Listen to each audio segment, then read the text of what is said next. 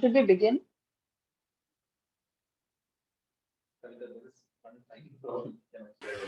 Maybe we'll give a couple of minutes and then we'll start. Is it good? Sorry, just one.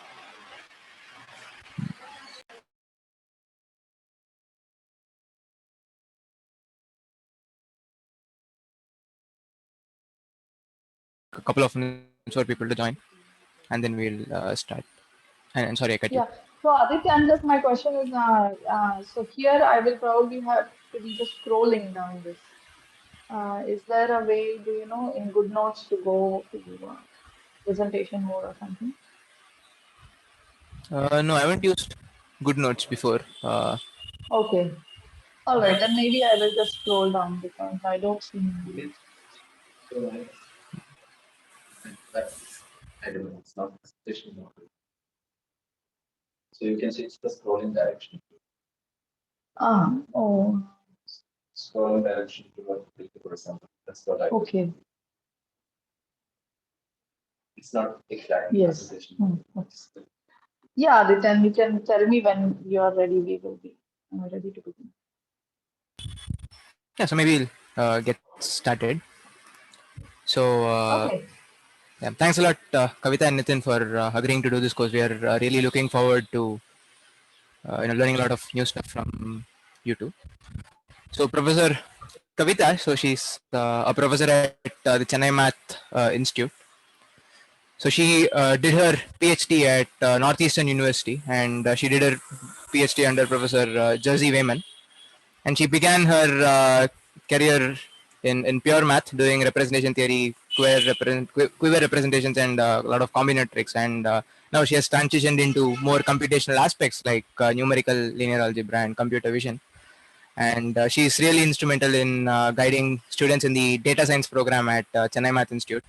Unfortunately, I've been able to take a course under her during my time at CMI, but I'm happy I'm setting it straight now. I'm looking forward to hearing it from you. And so Professor Nitin, so he's a prof at CMI too. So he is into sublinear algorithms and randomized algorithms. So he's into theoretical computer science. He did his PhD at Boston University and under Dr. Sofia Rashkodnikova. So she's a giant in property testing, and he did property testing with her.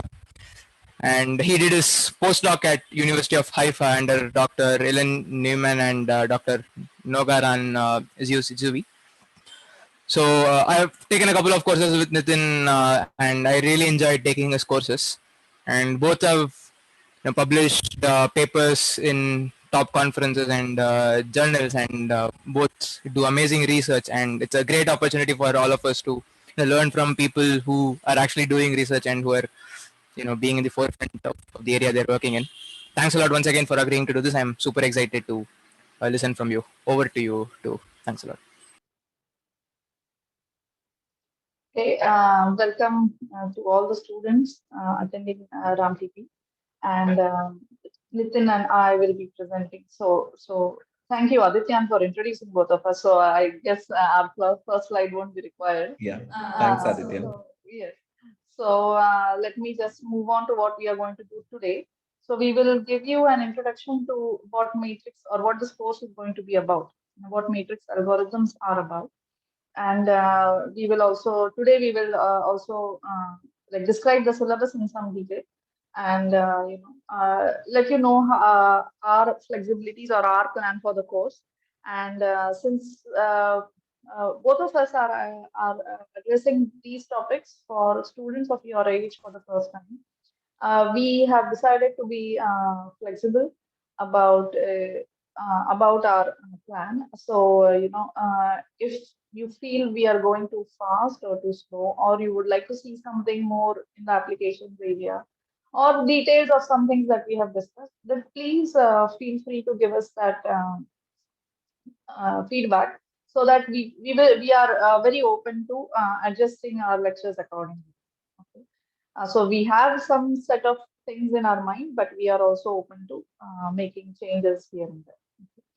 So let me begin with our introduction. So first we will try to give you some motivation and show you some examples of where matrix algorithms come in real life. Okay. Then we'll talk a little bit about the syllabus, our lecture plan. We'll show you what references we are using. Okay, and then we'll take any questions. If there are any questions, or if there is time in the end, I will actually start talking about a topic in the syllabus. Okay, all right. So, so the first example that I want to talk about, the motivation that I want to provide, comes from the area of data science. Okay, so data science.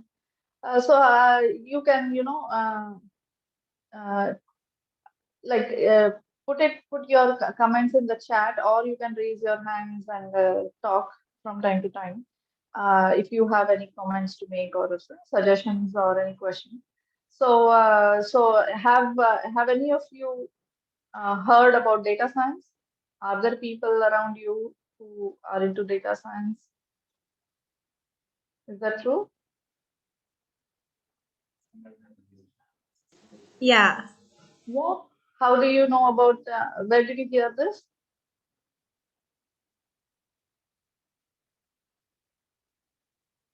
Does any of your, I don't know, elder cousins or family members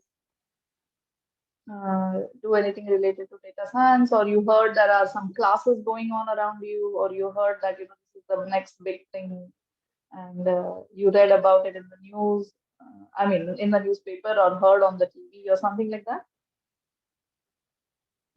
Yeah. Something Yeah. similar, yes. Yes. And any other students? Anybody else here has heard about data science? Ma'am, Nishit wants to speak.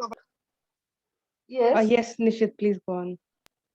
Yes, so according to my limited knowledge, it's basically you collect a lot of data about a certain thing to help us classify or organize or predict some things.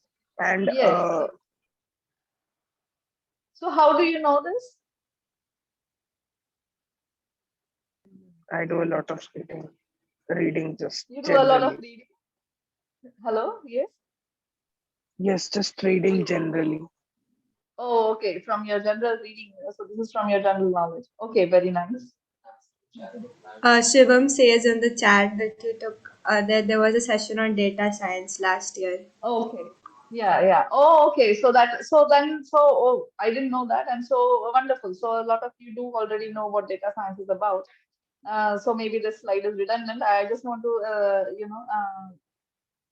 stress that these three areas, computer science, maths, and statistics, and the domain knowledge means, suppose you're solving a problem in some area, then you need to know some things about that area.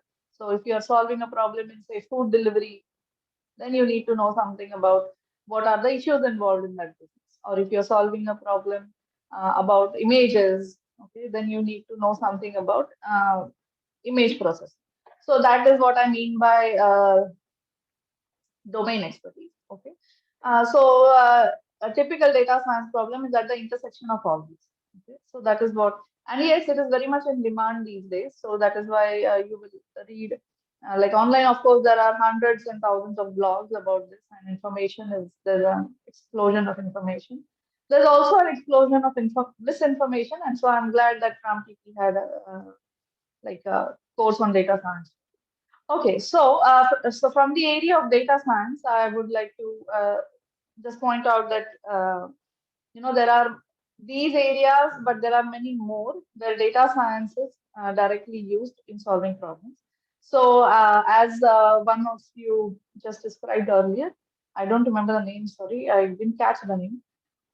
So data science is the term that loosely describes the collection of methods for analyzing available data to draw conclusions and plan future actions, right? So, or predict what is going to be required, and then proceed accordingly. So that is what we mean by planning future actions. So prediction comes in there. So this is what data science is generally used. The term is generally used. And then applications of data science are in route planning, of course, so airplane routes or shipping routes, even railway routes. So last year the news came out that India's railway ministry is going to adopt machine learning techniques for their route planning. Okay, so data science techniques for route planning. Then there is targeted advertising. So if you have noticed, if you have I don't know. So in your age group, I don't know how many of you use social media, or how many of you use Gmail or stuff like that. But suppose one day you went to Amazon site, and you search for chocolates, or you search for you went to Swiggy and you search for pizza. Okay, and so one day you've done that. Next day, suddenly you will see that if you have a Gmail inbox, or even if you're browsing a news website, on the right hand side or somewhere in the middle, suddenly ads will start appearing that are advertising pizza to you, okay, or advertising chocolates to you, okay. Or suppose you look for a new pair of shorts, then there will be advertisements that will show you lots of shorts, okay. So this kind of thing, this is called targeting advertising, targeted advertising, okay. So how is that done, and what is the best way to do it? So these are topics in data science, for example. Sales and marketing, again, also targeted advertising is a part of sales and marketing, and how to have marketing strategies. Healthcare, where not only your health data is stored and accessed properly, but you are also given personalized recommendations for what steps you should take in your health. Okay, so whether you should go and see such a such. So suppose you have enrolled into a healthcare program, then data science can be used to give you personalized recommendations. What tests you should be taking next, what doctors you should be seeing next. Okay, also send you articles about the health topics that are interested, that may be of interest to you. Weather studies, okay, so everything in weather, right from predicting weather to studying climate change. Okay, so a lot of data science is used in weather study. Internet search, of course, and many more topics. Okay, so you might have also seen some applications probably in the data science course that you have already been through. Okay, so these are the various applications, and as the earlier student remarked correctly, it involves working with large data, and large data in practical terms translates to large matrices. Okay, and that is where matrices come into the picture. Data for the layman is matrices for the technical people. Okay, so when we mean large data, what it usually means, you are working with very large matrices. Okay. And so this whole topic of matrix algorithms becomes relevant. I just added 2 lines about what is the difference between data analytics and data science, just to put it straight once. So data analytics is about drawing inferences and lessons from the past data. So this is data mining. There is a lot of available data. From that, you want to study what happened in the past. Data science is about using that past or available data or newly generated data to build models and predict what might happen in the future, okay, or what actions you should be taking in the future. So that is typically how you can think of these terms. Okay. Although you should keep in mind that the words data analytics and data science are used interchangeably in many places, okay, and they also carry different meanings for people coming from different domains. So this is something you should just keep in mind when you're hearing these words. So here is one example from the data science domain, which is traffic patterns and predictions. Okay, so you might have observed maybe on your parents' mobile, if you open Google Maps while you were traveling, there's an icon that says traffic, and if you click on that icon, then it shows you in red, orange, and green colors the routes along which you are driving, the routes which are likely to take you fastest to your destination. Or if there are roadblocks in between, you'll see this the red color telling you that there's a roadblock. Okay. So so have you ever wondered, have you looked at this kind of, have you seen this on the Google Map, this feature on the Google Map? Yes. You can Yes. also like report it when you have a roadblock on your road, so Yes, that other yes. cars. Yes, we can also report it. Do we have to report it? If we don't report, will Google know? Yes, because It would know. somebody else will also report. There's mass data. That's right. So what happens if nobody in the roadblock is reporting? Will Google still know? I guess Maybe yes. People algorithm actually can use. a similar They use. it can detect on its own. Yes. So yeah, so Google Maps detects this on its own because it doesn't really depend too much on user provided data for this particular application, but actual GPS locations of the mobile phones. Okay, so it depends on the locations of your phone. So for example, when you install an app, it will ask you permissions. Does this app have phone book permission? Does this app have location permissions and so on? Right? When you install any new app, it asks you these permissions. So some apps will let you click, and say no, no permission. Some apps will tell you if you don't give permission, that app will not install. You cannot use it. Okay. Google Maps will require location information. Okay. If it not in not explicit sense, but implicitly in the sense that it will know where your smartphone is in this way. So this is the data that is used for getting the information about location. So if in a certain patch of road there are lots of those smartphones, okay, going along that road, then it knows that there's a roadblock. Okay, so it doesn't really entirely depend on user data, although user provided data can help supplement whatever information they already have. Okay, and so this is a typical data science problem where data from the maps, this is what I meant. Okay, data from the maps is taken. Sometimes weather, so in India also, when the rainy season, okay, if it is known that it's raining in a certain area, or in the Western countries where it snows, then if there is snowfall and there's a roadblock because of the snowfall. So this kind of weather data, general traffic data, how in the peak hours, okay, is this place, does this place tend to get blocked? Okay, so that is traffic data. And other external data is that the data that comes in from users, from social media. Okay, somebody is telling somebody or putting it on Twitter that, oh, this place is so crowded right now. Okay, so this kind of information, all of this information being pooled together and then analyzed to draw inferences and provide real-time information to users saying, okay, putting those maybe red color there and telling you that there is a roadblock here and you should probably avoid it. Okay, so this is a typical example of a data science application.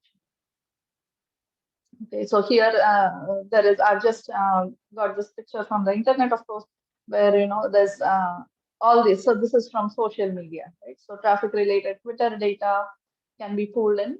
Okay, from that first one has to find these words, put it in the correct context. Okay, this is GPS data from the mobile phones.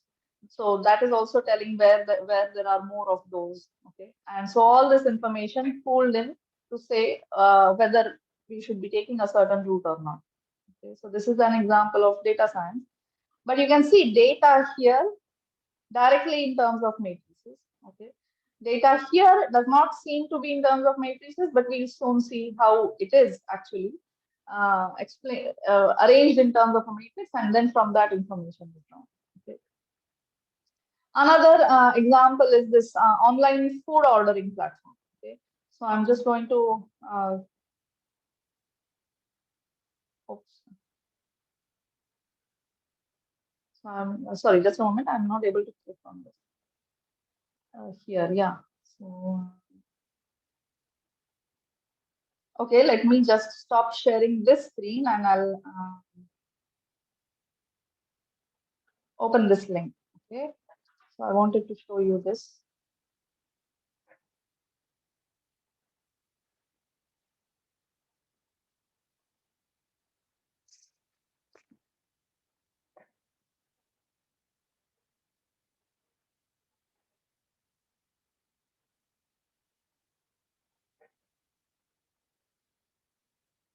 Yeah. So I can share my screen again and I'll show you what I just searched. And then this is a very good example of how. So I believe that a lot of you must have been using Swiggy or Zomato, at least through your parents, right? You've ordered food from Swiggy or Zomato? Yeah. Yeah. And then, they also know what food you order and what you like. And so the next time when you order, they will give you recommendations based on that. Okay. So that is one way they are also using data science to, give you the right recommendations. And this is Swiggy's own data science blog. Okay. Where they have listed, some projects that they have done in data science for the company. Okay. So I would, of course, this is an interesting site, and you can look at it yourself to see something that you might find interesting. I want to bring your attention to two interesting applications that I saw. Okay, one of them is image-based ingredient prediction. Okay, for Indian food data set. So in this, what they have done is, okay, if there's an image of a dish, okay, say it is pav bhaji. Okay, there's an image of that dish. Now, just from that image, you want to recognize that this dish is pav bhaji and what are the ingredients in it. Okay, so this is this application. Okay, and there's a lot of technicality here. Okay, but then what I would like to bring to your attention is, the results of it. So see, this is the result that's showing. So this is pav bhaji dish, and then it goes through all this, black box. Let's keep it for now. You don't need not understand what's in the middle, but in the end, it's telling you there's onion, lemon, wheat, and tomato in this. Okay. So at this point, it's not telling you it's pav bhaji. Okay, but here, after the whole thing has run, so these are some results. So pav bhaji, the ingredients are there in that middle column. Okay, and the predicted ones you can see it has also had a carrot and garam masala. Okay, in the prediction, and but it has also there is pav bhaji masala there, which is the correct thing. Okay, for dosa chutney sambar that you see there, right? And in the predicted ones, you can see urad and cumin and onion chana dal, which is not written in the actual list, but we know that these things are there in a dosa. Down here, oh, what is that dish? What is that dish? Does anybody? Is it pasta? Pasta. Yeah, that is like pasta. Yes. Yes. Somebody answered that it's pasta. Yeah, so that is pasta, and oh, nutmeg in the pasta, and then all those things, and some of the things that the program has recognized. Sort of funny, it thinks it's potato, okay, and it doesn't think that that's pasta. The color makes it think it's potato. Anyway, so what I want to tell you is that this is this. I'm not saying that the predictions are always right. What I'm saying is that these kind of things can be done. Okay, so this is one interesting thing that they have done. From the image you try to say, well, when will this be useful? Suppose the chef wants to, just upload a picture and tell the user that this is what you're going to get. Okay. Instead of typing it up all, it will be nice if you can upload a picture and then everybody knows what the dish is and what are the ingredients. So that's a sort of nice application of this. Okay, so this is one application that I wanted to show you.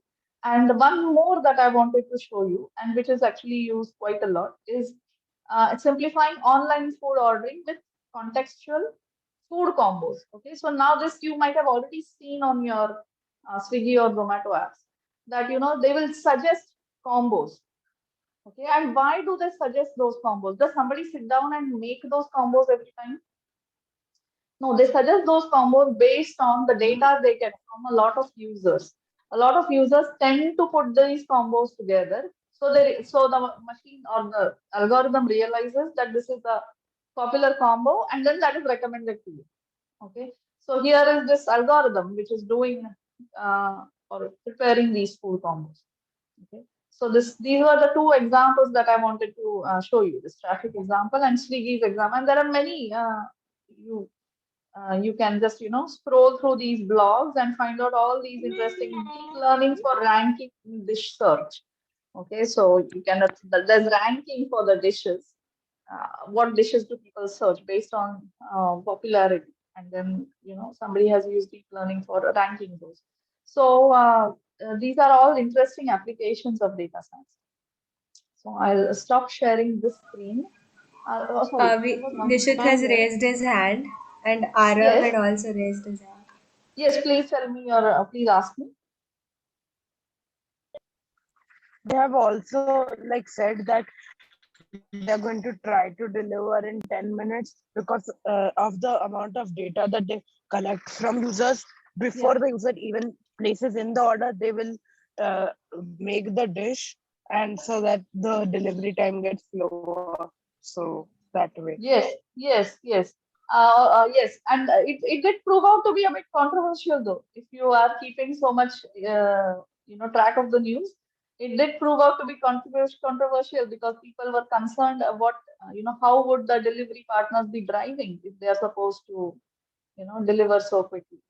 So yeah, they did make that Yes, promise. yes, it was on Twitter. Yes, yes, it was on Twitter. That's right. Somebody else also had a comment. Yeah, Arav, you had raised your hand. Okay. He just wanted to answer one of the questions. Okay. Yeah, please go ahead.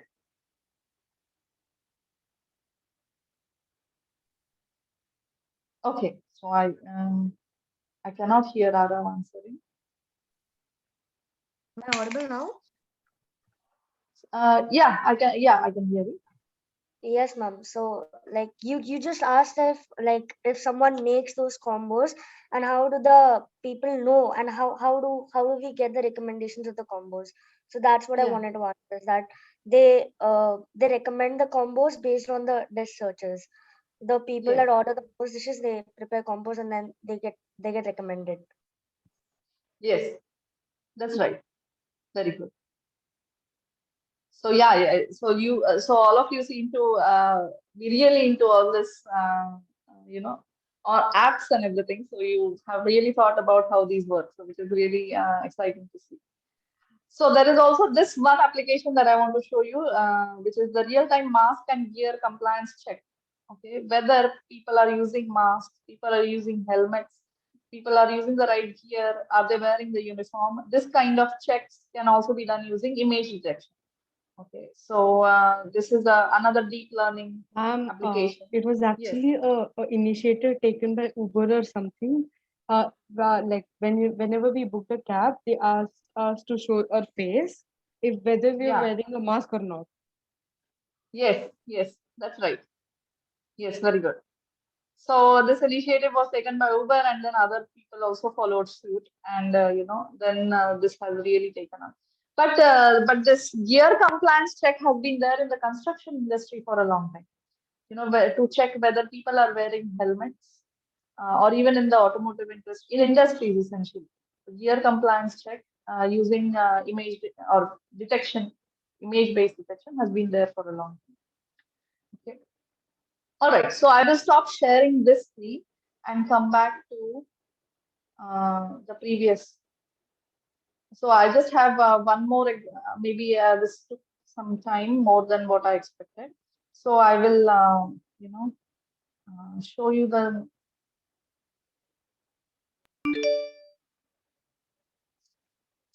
next example a bit quickly. Okay.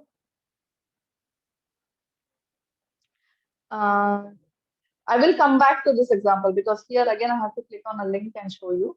So I will quickly talk about this text analysis application where, so you see the aim of showing you all these examples is to tell you that all these problems, the core of the problems is to solve a matrix related mathematical problem. Okay. So that is what lies at the core of these, and that is what we are going to see in this course. So that is why I'm showing you all these examples. Okay, so keeping that in mind, there is the small text analysis example that I have sort of, just taken a snippet of this. This I'm not describing the entire thing to you, but this is some. So the background for this example is that, well, there are a number of books in the shop, and one wants to automate the process of telling the customer what kind of book this is. Okay, or if the customer wants a certain kind of book, where should the person look for? Okay, earlier in libraries, and not earlier, even now, there are librarians who keep all this information. Okay, there were cards, And of course, now everything is in a computer. Okay. So, but in a computer, the way the typical library software is that if you know the name of the book or the name of the author, you can of course search. Sometimes you can, if you want a baking book, okay, you can search baking. All books that have baking in the name will show up.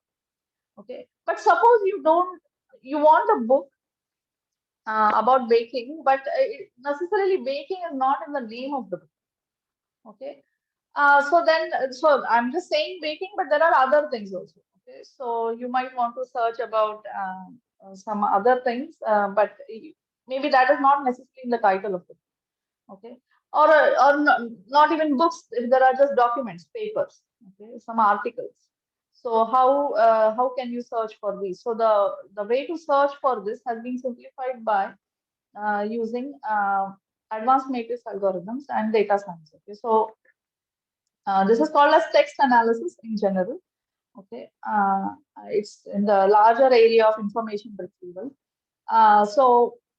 In this example, what I've done is I've just tried to demonstrate how that data or that information is being reduced to a matrix. So suppose the terms that you're looking for a baking book, okay, and suppose the terms that you're interested in are these 6 terms. Okay, bake or baking, recipes, bread, cake, pastry or pastries, pie. Okay, so these are the 6 terms you are interested in, and there are possibly 5 document titles. Okay, there are 5 documents available. Okay, how to bake bread without recipe, whatever. There are 5 documents. Okay, so then one forms what is called as the term document matrix. Okay, where Aij or that entry, Aij means what? Aij is the entry in the ith row, jth column. See, there are here 5 rows, 6 rows. 1, 2, 3, 4, 5, 6. 6 rows, 5 columns. Okay. And the entry in the 1, 1 spot means entry in the first row, first column. Entry in the 3, 2 spot means entry in the third row, second column, which is 0. So entry in the ij spot means entry in the ith row, jth column. Okay, and that in general we are calling it Aij. So A11 is 1, A12 is 0, and so on. Okay, and so the term document matrix can be formed by putting an entry. For example, this one here means that the term 2 appears once in document 1. Okay, so recipes is appearing once in document 1. So that is why we have 1 here. Okay, the 0 here means that the term 1 is appearing 0 times in the second document. Bake or baking has appeared 0 times here. Okay, so this is a very simple example. So in this way, you generate this matrix. Okay, this is called the term document matrix. This is the matrix which will be analyzed to draw conclusions about what terms are likely to appear in what documents or are appearing in what documents. Okay, and based on that, which of these documents are close in meaning to each other. Okay, or deal with very close topics. Okay, so those that kind of information can be gleaned or can be analyzed from this matrix. Okay, so how to do that, we will talk in this course a little bit about this example later. Okay, but I just wanted to give you a very small glimpse of this. And then the next thing I want to talk about or show you is this image compression using SVD. So since I'm not able to click here, I'm going to just request Nitin to click on that on his computer so that we can. So he will share screen and show you. I had a question from the matrix. The Yes. second matrix, it said it's a unit matrix. Yes. What exactly? I mean, the numbers in the columns did not add up to 1. What exactly was the unit? Like, what exactly did that signify? So there they have. So sorry, just give me one moment to see what. So I just talked about the first matrix, which was the direct term document matrix. Yeah, the second matrix with unit columns. So that was the probability matrix. Okay, so this usually the Okay. column. Okay. So yeah, we will talk a little bit in more detail about this when we come to the topic. Okay. So, Okay. so I think Nitin has started screen sharing, and so what? Yeah. So yeah, here we are in the same office actually, and Can we hear what you're saying from the yeah, I top? think yeah, This- yeah. So so here, can you? So you can see this image compression on the screen. Yeah. Yeah. So this is the application that I want to show you. This is we will be talking about singular value decomposition in this class. Okay.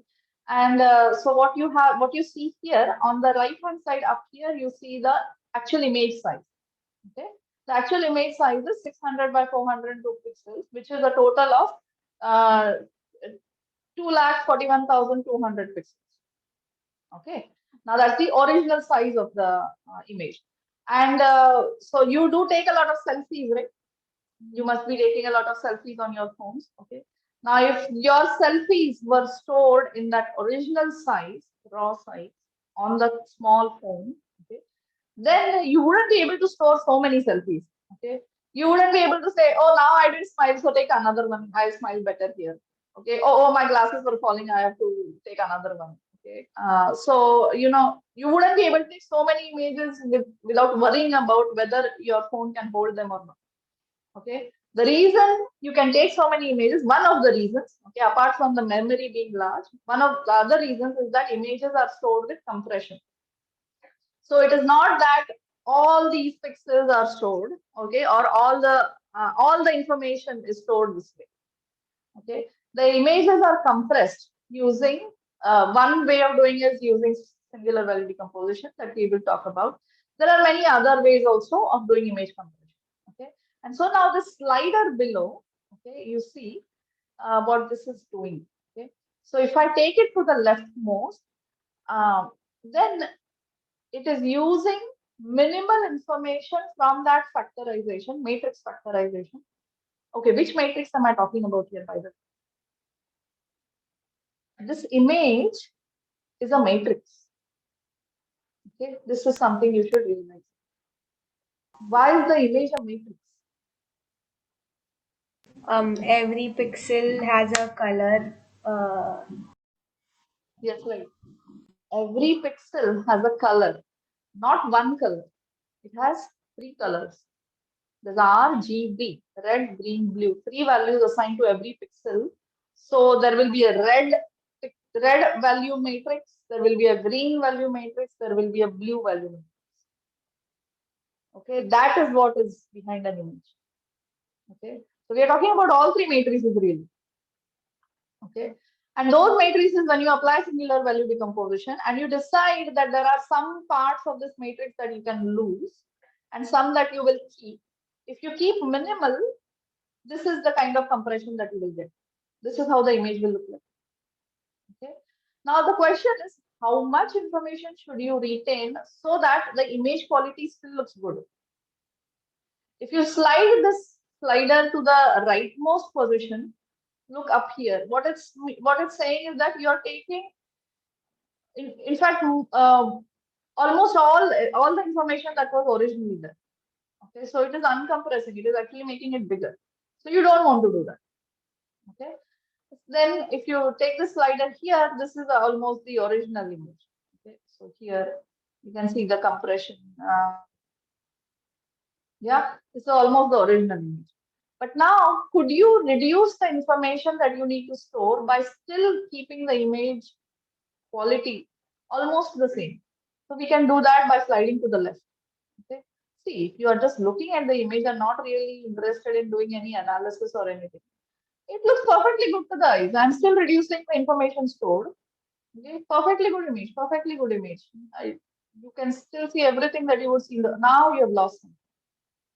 Okay. So after, if you come to the left of 20, it looks like you are, the image is getting blurred. You're losing a little. But if you are still here, which is, if now you see the compressed size is around 30,000 pixels. Okay. Which is much less than the original. Right? But to your eyes, the image will look exactly It the has same. also lost a lot of detail. It has lost some detail, yes, but can you make out? Okay, it will Yes. lose some detail because of course we are losing out. So even, okay, if you don't like 30,000, how about 50, 60,000? This and the original. Okay, so if I hover over this, I get the original. If I come down here, so unless you are really interested in these fine details here, you could also be satisfied with this image, right? The compressed image. Correct? So of course you won't Yes. use compressed images for image analysis, but if it was only for display purposes or just for sharing with your friends on WhatsApp, yeah. How does it matter whether you share this image or you share this image, right? So you can look at some other examples. You can, save this link. I can share this link later. And there are other examples here. Okay. This is the Miss, original. how does it reduce the amount of information in? Yes. So it does it by singular value decomposition, something we will see in the course. And we will come back to this example. Okay. So again, so the point is it relies on matrix algorithms, matrix computations, the mathematics behind these matrices to decide that you can, you go along with lesser information and still have the sort of same information related. Okay. All right. So I think if I have piqued your interest enough, then we will come back to singular value decomposition in 2 or 3 days. Okay. All right. So this was what I want, the examples that I wanted to present for now. And Nitin will take over and he'll present a few more examples to motivate this matrix algorithms. Yeah. Okay. Yeah, Nitin, please go on. Ma'am, one last thing. Vansh Yes. wants to ask a question. Vansh, can you please unmute yourself? Yeah. Yes, ma'am. I wanted to ask that we wouldn't like user scale which like increases the data, right? Because it won't add any detail to our image, right? Sorry. Can you say the earlier part of that statement again? I am saying that we wouldn't in this particular example, the ratio is like 60, but we wouldn't use 500 because it would not add any practical detail to our image, right? So we wouldn't need that, right? We wouldn't need what? I'm saying we reduce the number of pixels, not increase. Yes. So like if we increased it, then it wouldn't make the change to our original image, right? No, it wouldn't make a change. Some spurious, I mean, yeah. By you're saying by uncompression, right? So if it was an original data was, say, much larger than this, then uncompression will add certain information. Okay, if it was, for example, this original, if this is already a compressed image, okay, then that means that uncompression will give you information. So for example, when one wants to analyze satellite images or drone images to gather information, okay, where every little detail matters, then one will not do processing with compressed images. One will want the original raw images where every detail is preserved. Okay, so in those applications or in those areas, one does not do any compression. One works with the uncompressed or raw data. Okay, ma'am. Okay, but like Facebook or social media, or just you want to store images, a lot of images in a smaller space, or you want to transmit them over the internet, okay, where one can compress first and decompress later. Then in that kind of situation, one would go for compression. Arav, do you want to talk? Yes, ma'am. So my doubt was, in case of our selfies, when we take a picture, when we take the picture, is the compression happening inside? Is the mechanism of the compression inside the phone? Is it happening?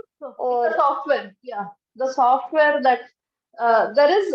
So actually, to tell you the, the finities, there are two compressions happening. One happens at the software or the app level. There is one compression that happens at the hardware level already, like without you telling them to do it. the hardware, the chip or the sensor of the camera is already, the companies when they make them, they already have inbuilt compression there, a little compression there. And the larger compression though is in the app or the software that you're using for taking the image. In fact, one of the new Android apps for taking pictures, just in Android's inbuilt, it will ask you, how do you want to save it? Original or, 50% resolution, or, it will let you choose how you want to store. And of course, if you store everything original, then you are not going to be able to store too many images. So when it asks you 50% resolution or this, it's asking you how much should I compress? Which algorithm should I apply for compression? Should I compress more or should I compress less? That's what it is asking. So for the inbuilt compression software, how does it decide as to for which factor it should be compressed? Like it should be compressed up to 50% or 45%? The inbuilt hardware, you mean? Yes, ma'am. The hardware. That the company who made the sensor decides. They decide based on their own studies. That the user cannot decide. Okay, Ma'am, so is the factor constant or it can change? The hardware, see, once you buy a phone, your sensor is fixed, your camera sensor is fixed. That compression cannot change. Right? The compression that you can change is probably on the app level, if the app lets you. If the app gives you option, then you can change on the image level, on the app level. Right? See, when I buy this phone, okay, I already have this camera, I already have the sensor within. It's fixed. I cannot do anything about it. Yeah. Okay. If you are so interested in this image compression example, we can come back to it when we do SPD, okay? Yeah, you give me that feedback. So students can tell me if you're interested, we'll come back to this example, okay? So for now, what I'll do is I'll let Nitin continue and we can come back when we talk about SPD.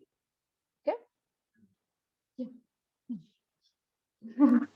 We actually had two questions in the chat. One from Deo Pallab. We actually use So let me TF-IDF try for sharing those my screen. applications. Okay. The chat. So what I will do is I will come back to this. Okay. Yeah. For now, I will let him continue and we will come back to image compression. Okay. Yeah. Okay. Thank you. Hi, just a moment. Let me try sharing my screen.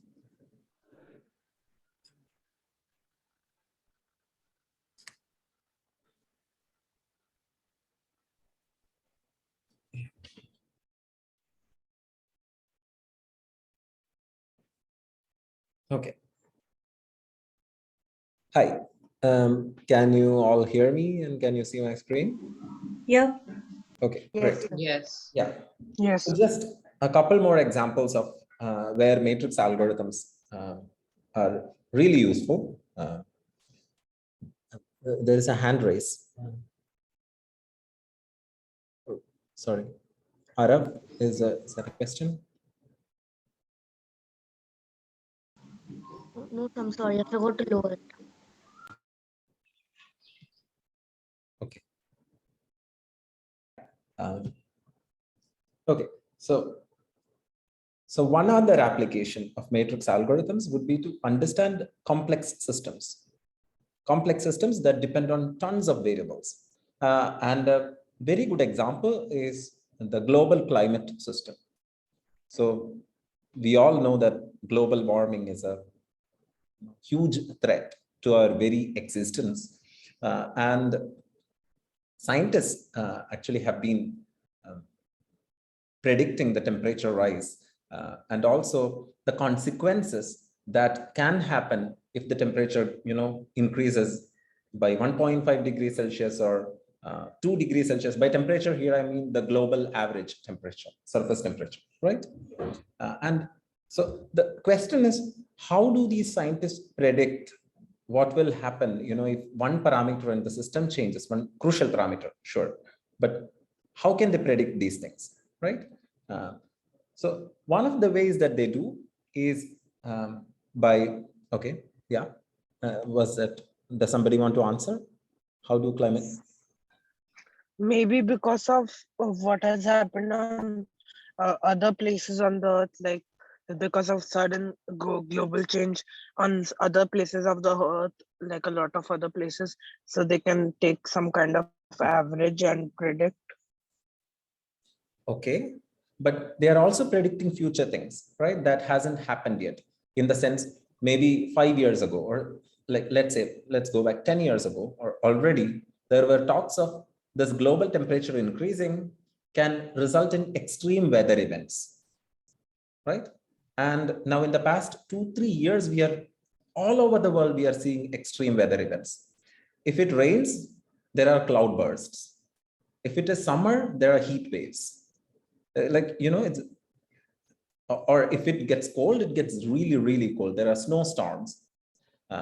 And we are seeing extremes in the weather, right? This is one of the major predictions of climate scientists. And one major tool that they made use of is mathematical models. So they actually had mathematical models using which they are able to make these predictions. And what has happened recently, it's not that mathematical models just came up recently, right? So they were there for a while, but what happened recently is that our computational power has really increased, and we are able to much better predict weather or climate, for that matter, using this increased power of computation. Now, at the heart of all this computation, really, linear algebraic operations, many of them. I'm definitely, it's not the only big operations, there is a lot of non-linearity in these kind of systems, but some of the major basic operations, so to speak, in these kind of computations would be linear algebraic operations and solving large systems of linear equations. Are you familiar with linear equations? By the way, you must be, right? Like you would have seen linear equations in maybe 3 variables or 2 variables, right? But now these would be systems of equations in maybe hundreds of thousands of variables in complex systems, right? And you want to be able to efficiently solve these systems to make, as part of your prediction algorithm or your prediction process. And how efficiently can you do these tasks is like one of the things that we are interested in understanding, right? So as a person from a theory computer science background, I am interested in generally understanding how efficiently can a computational problem be solved. And this is one of the aspects that we will be seeing here. So also one of the applications of efficient algorithms for matrix problems. So understanding complex systems is one application. Now, one other application which Kavita actually already mentioned with nice examples would be deep learning. I will just go into a maybe a bit more like theory kind of flavor of deep learning. So deep learning is simply a technique that teaches computers to learn by example. Have you heard this term before, deep learning? Yep. I think we Yes. also have a course this term TP on deep learning. Yeah, I did notice there was a course on AI, right? Yeah. Okay, great. So you will actually have some hands-on experience on deep learning, but really very simply put, or very informally, kind of very inaccurately even, but in a sense very accurately also.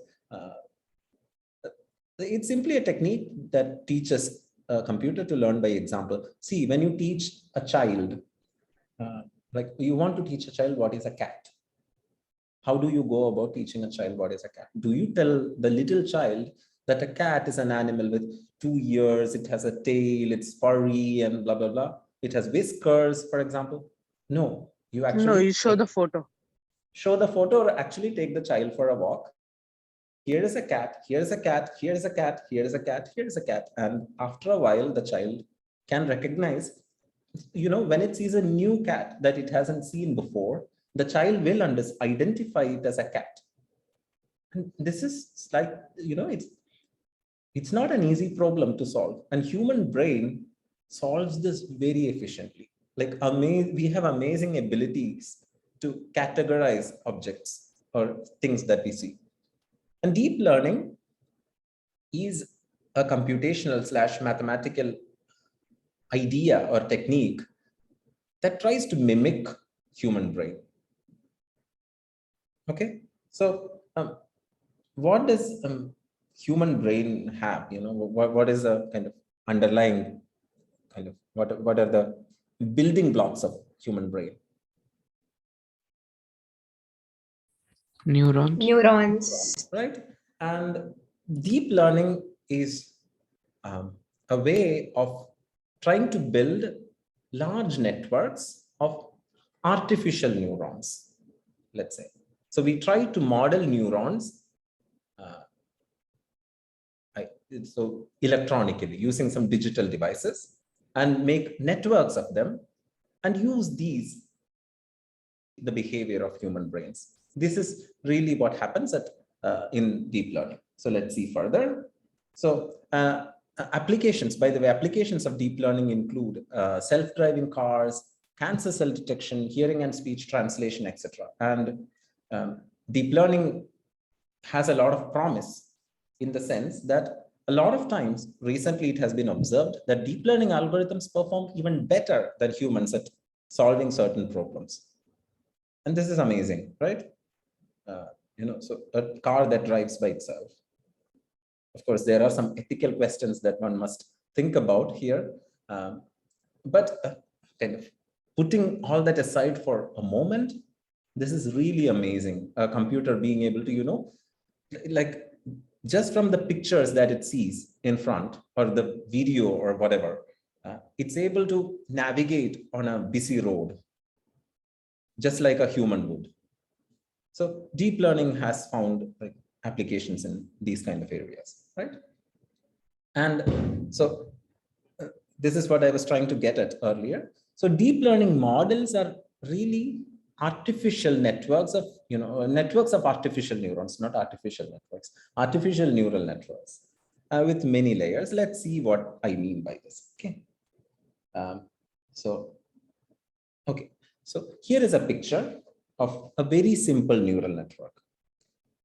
So as you can see, so these nodes, these red blobs represent neurons, let's say, and there are some computations happening inside. Let's not worry what computations happen inside, but these blobs represent neurons, and these somehow represent connections between neurons.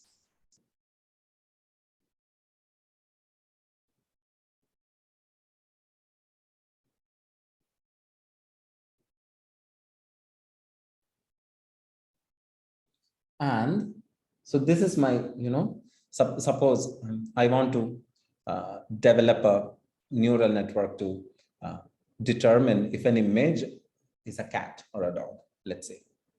So I'm going to feed, Kavita mentioned that an image is really a matrix, right? It's a matrix of pixels. So I'm going to feed these pixels as inputs to my neural network. And finally, the neural network will give some output. Maybe say it gives the output 0, 0, indicating that it's a cat. And maybe it gives 1, 1, indicating that it's a dog, something like this, right? Now, what happens inside is very simply this neural network. In each node in the neural network, you have a bunch of inputs coming from the previous layer. And these connections have some weights. The input to this particular node, let's call this, let's say X, and let's call these A1, A2, A3. So X is simply, or input to X. So input to X is simply a weighted sum of these AIs. So let's say there are some weights on these edges, interconnections. W1A1 plus W2A2 plus W3A3. And so on for each node. And the weights could be different. And after this kind of, so this neural networks are not always this simple. In deep learning, you use like actually neural networks with several layers, right? And after these relations, you are able to kind of predict what, whether the input is this category or that category.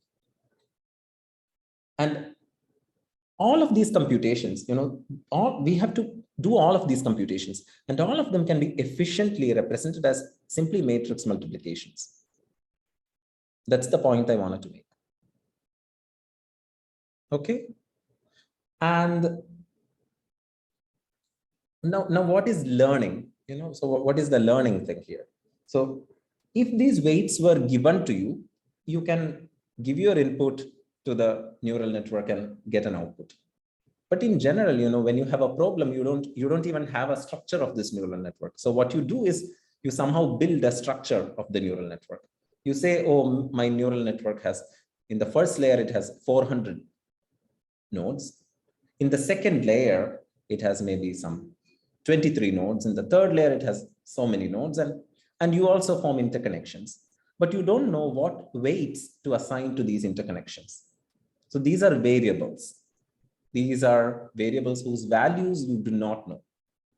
And you want to compute or figure out what would be values for these variables so that this neural network with that valuation is going to be a great algorithm to solve your problem. And again, to figure out these best W values, again, you use a ton of linear algebraic operations.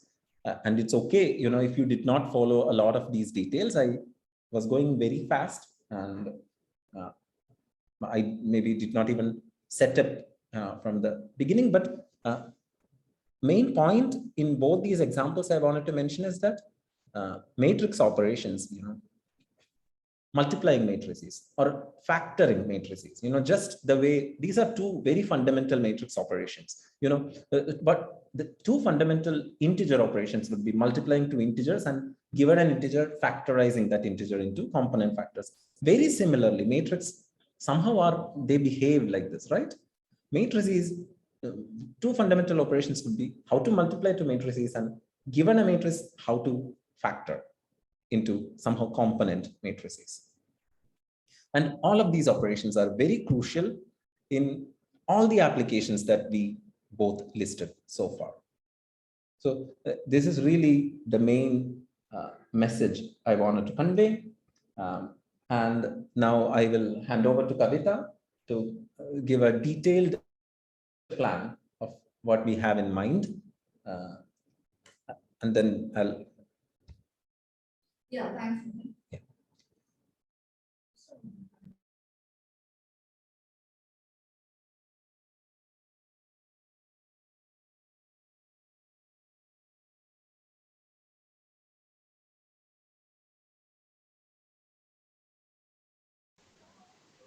Ma'am, we cannot hear you. Yeah, sorry, we have some technical issue we are figuring out. So this is not getting unmuted. No, we'll just do it from here then.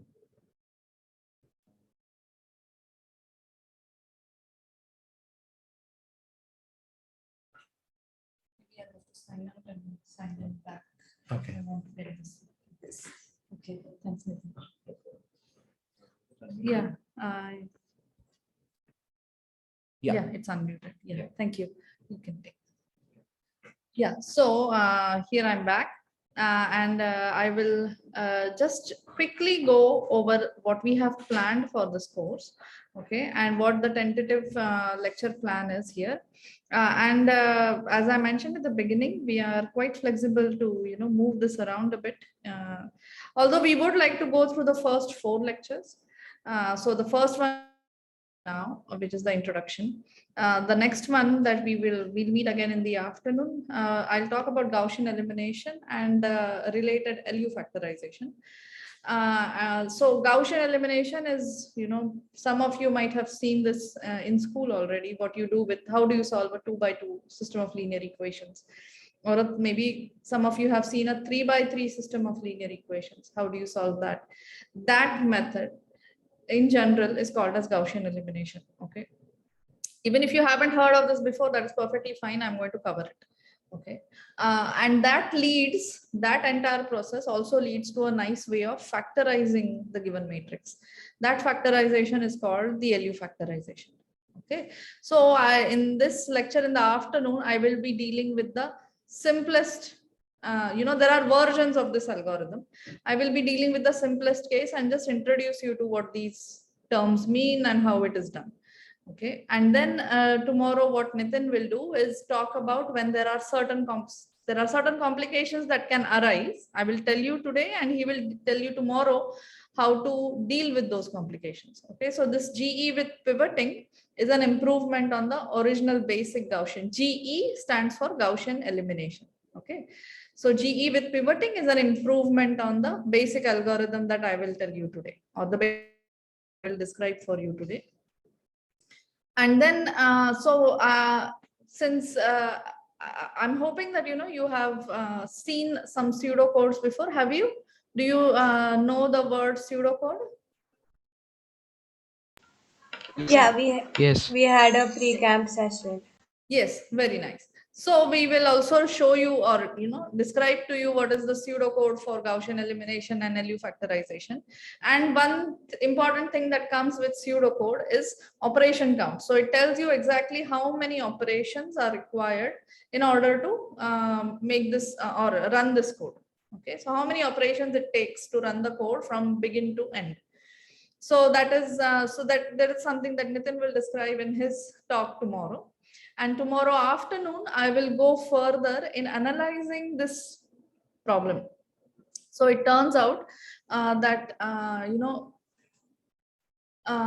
there are two things that need to be taken into consideration when one decides if one should trust an algorithm or not. Okay, so how do you decide whether, okay, you got this system of equations and you have worked it out mathematically and you have written an algorithm. Now you have also typed it in, suppose you know some programming language, C, Python, and something. You have typed in the program, okay, and it's giving you some output. Okay, how do you make sure that, or how do you know that, this is a good enough answer? So why should I worry about this? So the reason I should worry about whether this is a good enough answer or not is that computers will never store the actual number as it is. There are very few real numbers that the computer can store as it is. Okay, so this is a matter that we will talk about. And so most real numbers, when you enter them in the computer, are rounded to a closest number. Okay, this introduces what is called as rounding error. Okay, and so sometimes the rounding error can be small enough and it doesn't matter in real life. Sometimes these rounding errors can pile up and finally cause an error that, can really affect the output of the algorithm and can really affect the decisions that you make based on the output of that algorithm. Okay, so both these things I will talk about. So I will talk about these tomorrow in tomorrow's afternoon lecture. Okay, so these 4 lectures at least, we will want to keep it close to this lecture plan, because this is sort of the very basis of matrix algorithms. About these issues in the context. Also, this is one of the simplest algorithms. Okay, one of the simplest matrix algorithms that you even start seeing at high school level. So we would like to have these 4 as they are.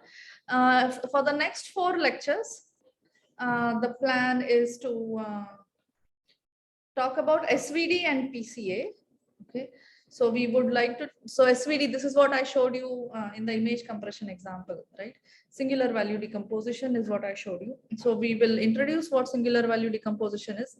Decomposition and factorization are used interchangeably in this area, okay? Decomposition also means factorization. So SVD is a way of factorizing the given matrix, okay?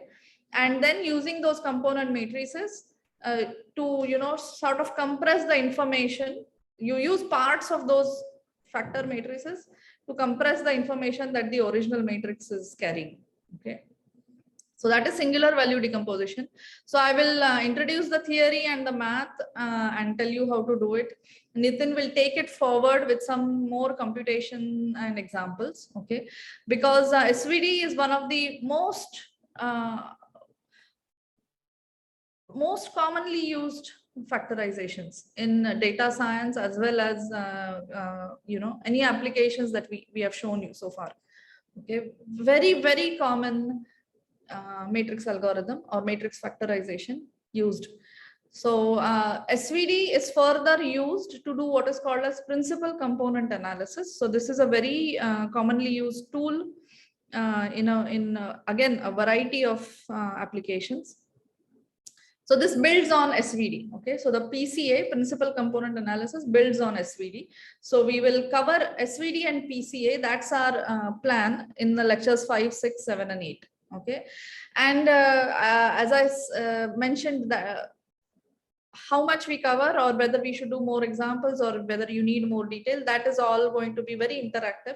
You can come forth and say either you can tell us, it's going too fast for you, can we slow down? Or you can tell us if you want to do some more examples, okay? Or any of those things, depending on your feedback, we are very much open to, have more flexibility in these lectures, okay? As long as we cover the theory, we are open to, doing various kinds of examples. And then the next thing in lecture on the 5th day, Nitin plans to talk about Strassen, which is one of the important algorithms in matrix multiplication. Okay, it's very exciting, the Strassen's algorithm. So he will cover this on day 5. And as for me, the remaining lectures, I really plan to do them according to what feedback we get from you. So there are a number of interesting things that we can go from here. Okay, so if you look at my lectures, number 12 and 14, I have kept it sort of open. We could go to least square problems, or we could go to eigenvalue, eigenvector problems. I don't know if everybody has heard of eigenvalues, eigenvectors, but we will cover a little bit of it. I think Adityan will cover also in his tutorials, and I will also cover a little bit of it. Okay, so we can go do those, or we can do least square problems, or we can do more examples based on whatever we have covered earlier. Okay, so I have really kept those two free for any of these topics. Okay, and Nitin is going to cover what is called as this polynomial time determinant computation, which is a very interesting algorithm for determining. Okay, so that is the plan. That is our tentative lecture plan for this week. Okay, and as I would like to stress again, finally, that we are flexible, and feedback from you would be more than like loading you with lots of matrix algorithms. What we would like to achieve in the end, that whatever algorithms we cover, you should be able to actually compute small examples by hand and have a good understanding of what these factorizations are, and what is involved in these computations. Okay, and a good understanding of these topics such as conditioning, rounding error analysis, and stability. Okay, so that is our aim, and your feedback will be very much important from us from time to time. Okay, so are there any questions at this point, or comments or suggestions? Yes, Arav. Oh, yes, ma'am. So basically what Sir said about global climate change, he said that we can actually use computer knowledge and we can actually use data science to make predictions in the climate change problem. but I didn't quite understand that how we can do it, since climate change is an environmental problem and it's completely random. It is dependent on human activities, and computer science and data analytics is something that it becomes constant, or there's a particular pattern in the predictions. So how we can relate those things? Yeah, so yeah, it's a very good question. So I would say that see, even though like environment is very complex and of course, human activity has resulted in climate change, but still we can say interesting things about future based on current settings of variables. There are, see, what would be the interesting variables to predict climate? One would be temperature. One would be the maybe amount of deforestation. One would be, let's say, the amount of carbon dioxide in the atmosphere. Amount of coal mining. There are all of these variables, including the variables caused by human activity. And one can build models. This is what mathematicians are quite good at, right? So this is a complex system, sure, but mathematicians abstract out many details. Maybe they think this variable is not very relevant to understanding climate. Maybe this variable is much more relevant, and they make models that we can handle. Maybe a model consisting of, let's say, 10,000 variables, even though the number of variables could be much larger. And based on these variables and based on the data that we have observed in past, right? So since at least for the past 50 years, we have very good record of many of the interesting variables, right? Like maybe humidity, temperature, rainfall, all of these things we know from across the globe. And using this data and using their models, they are predicting what is going to happen if temperature increases. Does that answer your question? Actually, I have one point okay. to add. Yeah. So I have one little thing to add to Nitin's answer actually. So when we say predicting, it always comes with the caveat that whatever has been observed till now is accurate, okay, and that the trend will continue. Yeah. Okay. So the predictions, first of all, predictions are always very short term on the time scale. Okay, so if you are looking at the time scale with the days as unit, then the next 2-3 days. If you're looking at years as the unit, then the prediction will be maybe next year. Or if you're sometimes the predictions are on the time scale of hours, then you're predicting only for the next few hours. Okay, for example, if you have seen cyclone predictions, okay, then that is based on the assumption that the observed data so far is correct.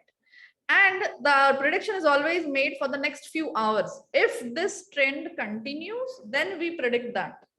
That is the understanding behind all the predictions. However, if something totally unpredicted happens, like suppose a meteorite falls here tomorrow, okay, that is something that we cannot absolutely predict. Okay, what kind of climate change that might bring is something we cannot predict because we don't know the variables. Also, that was not a foreseen event.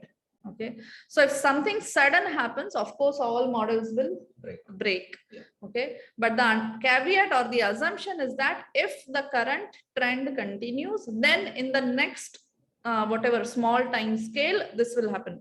This is how you should see predictions. Yeah, it is not predicting something what will happen 20 years later. So even though you will see in news or media this thing that 20 years later they are predicting this will happen, those are a pinch of salt, because you can really predict what will happen if the current trend continues. Okay, and so they are saying that if the current trend of coal mining or the current trend of pollution continues, then in the next 20 years this happens. And so if we reduce those activities, we can bring that down. So that is how the prediction works. Yeah. Okay. Just one more thing. Also, these predictions are always probabilistic. There is always a probability that the prediction is wrong, right? So we are saying, with 90% confidence, we can say that it's going to rain tomorrow, right?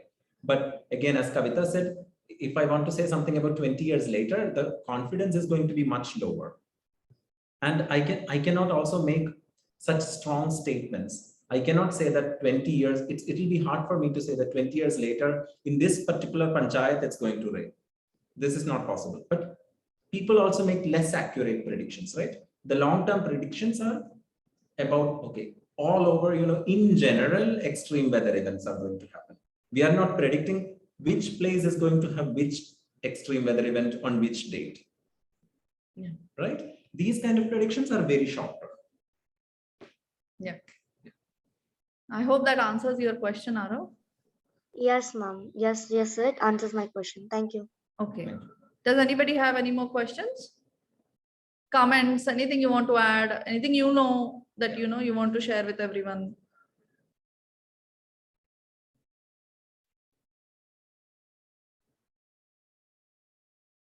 Yeah.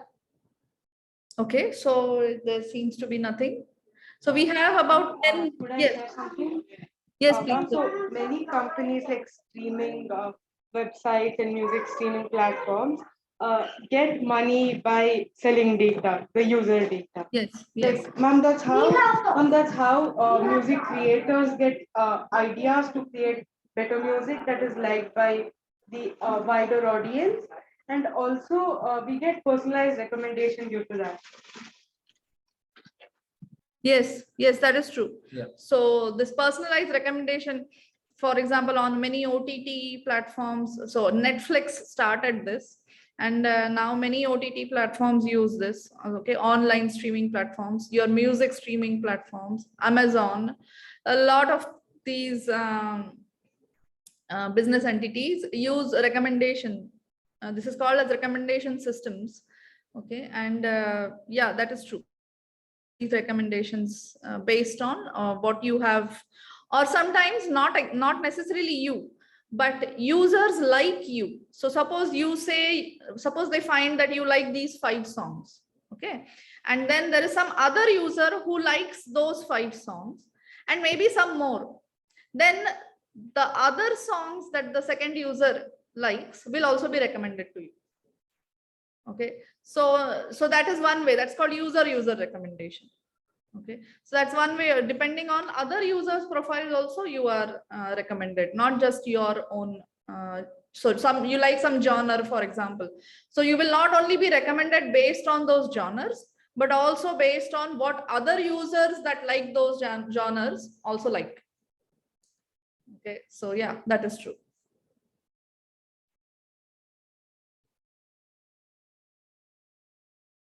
Anything else anybody would like to share? It will be nice to hear from you actually, because see, now even though we try our best, we cannot be 13 or 15-year-olds, right? So we don't know what kind of things you are in. For example, gaming is something I'm totally not into, but you are possibly into gaming, and and then gaming is also full of computer graphics, and that is a lot of digital image processing. Okay, and it is hugely dependent on matrix algorithms, that whole area. Okay, so but yeah, this is something I one area from which I won't be able to put too many examples, because I'm just not into gaming like you. Yeah, but yeah, you should tell me what other areas you are interested in. Social media, do you use social media? Are you allowed? Yeah, I think even in Facebook, while recommending friends, they use like the Yes. mutual friends. Yes. In In Facebook, they also use connections of connections. Right. So, but in Facebook, when they tag, that face tagging, that is face detection and recognition. Yeah. Okay. So that is a deep learning. That is deep learning. I use the a social media platform Pinterest a lot. Pinterest. So, Yes. I just found a chemistry meme on my page which I really liked, Yes. and I saved it and I shared it across for more people to love. Yeah. And then the next day when I opened Pinterest again, I had all sorts of chemistry memes and chemistry things on my page. And I was like, okay, fine. This is not why I use Pinterest for. So Yeah. like each and every word was written in elements, so that was a weird experience I had. So that's not why I use Pinterest for. Pinterest is for my artwork. But this was the thing that appeared. Yes, it does happen. It's very annoying sometimes. Sometimes I find that I've clicked on some product on Amazon by mistake, and the next day all the ads are about it. So it's very annoying at times. And sometimes I also find it annoying that they are pushing this product so much that but yeah, that's how it is. And it's also an indication that their algorithm is really failing, right? Yeah. Then there also comes the question of data Yes. these companies are allowed to take. Sorry. Sorry, say it again. There also comes the question like how much data these organizations can take from us without our permission. Like there are lawsuits also on this.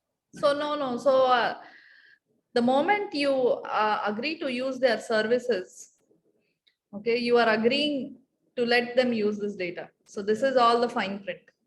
Okay, so the best way to not let them use your data is not use their service, because they will in fine print it will be there somewhere that yes, you can use this for research purposes, Right. okay, or non-commercial purposes. Okay, but of course there is illegal selling of data and everything going on. And so yeah, I mean, since so I didn't know that you use social media so much, but I mean, I wouldn't know for now what age you should be using or not. But this is the reason why you have to be very, very careful. Okay, what you put out there, because whatever you put out there is almost for everybody to see. Okay, whether or not you like it. So what you put out on social media or on Facebook or even in your WhatsApp chat with a friend, they say, yeah, WhatsApp says we don't share. That is true. Okay, they cannot see your chats. Okay, that doesn't mean you're not putting it out in public domain. So Ma'am, there's also one more thing. I don't know how they make profit from this, but Spotify has this thing called as blend playlists. So there are about 10 people on that playlist. It's like very customized. So this person listens to this song, that song will be added to the playlist immediately. It updates daily, and then if more than one people listen to that song, it'll say that yeah, these people are the people who listen to that song. It's literally that everyone can see what you listen to, not just the Spotify people, but every other user can see what you like and what you listen to. Yeah. And then, in that app, what I would not like is that they are using this information without my permission. Did they explicitly ask you whether they can make this permission public? I don't know. We click the link which says that yeah, you're allowed to make this playlist. Yeah. Actually, every time you sign up, they ask you to agree to their terms and conditions. Nobody actually goes there. Yes, that is how it goes. Yeah. This is like that small ad that comes. Yeah. That's what. So you have to agree to all these terms and conditions, and those, none of us have the patience to read the fine print essentially, but you have given them permission to use it. That's the long and short of it. Yeah.